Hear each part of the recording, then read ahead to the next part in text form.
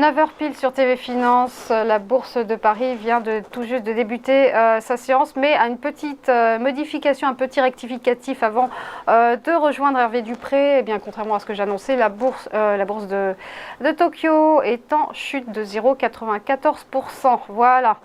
On revient à Paris, on vous retrouve Hervé Dupré, bonjour. Oui, bonjour. Alors, vous êtes trader et fondateur de carltrading.com. On va s'intéresser au CAC avec vous. Donc, ce CAC, il est, on peut le dire, un peu dans l'attentisme à l'approche des résultats trimestriels, avec toujours en arrière-plan la hausse des matières premières et le resserrement monétaire à venir des banques centrales.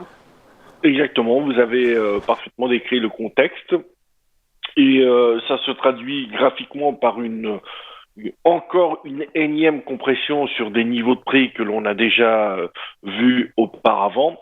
À quoi on peut s'attendre pour aujourd'hui? J'ai envie de dire, on a des bornes hautes, une borne basse, et une navigation entre ces deux bornes est ce qu'on peut attendre à minima.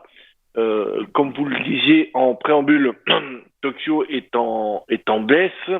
Les inquiétudes globales sont surtout ce qui va se passer du côté de la Fed, le tapering étant acté.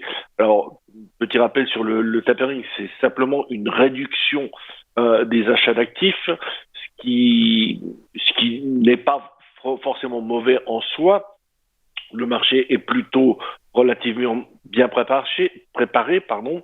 Ce qui peut nous amener une surprise, ce serait au niveau des résultats, et donc on aura peut-être une volatilité autour de cela, quelques news macro, on a beaucoup de discours aujourd'hui, mais plus probablement je vois une navigation comme on a à l'heure actuelle entre les 6000, on va dire 6445 et 6570.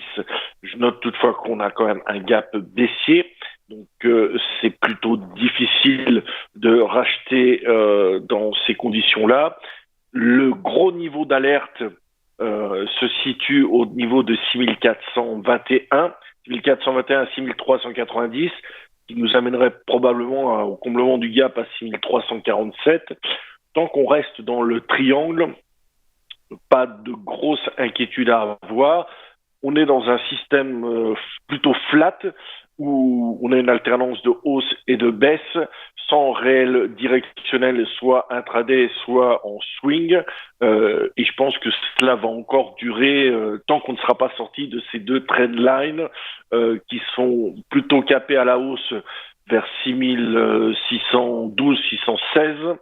Voire 6651, et puis en bas, comme je le disais, autour de 6445. Donc plutôt une navigation entre ces bornes-là pour aujourd'hui, en attendant d'avoir un directionnel plus franc. Et comme je le disais la semaine dernière, la grande question avec ce rebond que nous avons eu suite à, il y a 15 jours, 3 semaines, un bébé abandonné qui a été comblé semaine dernière, en double appui. Est-ce que le marché est suffisamment résilient pour repartir de l'avant pour le dernier trimestre sans faire une correction plus profonde?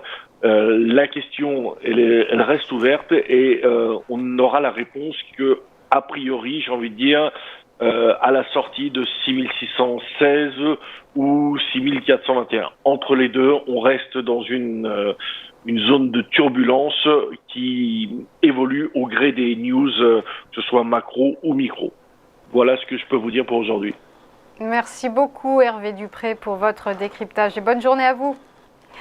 À suivre après une courte pause, quelles valeurs vont se démarquer aujourd'hui? Eh bien, vous saurez tout avec les Market Movers.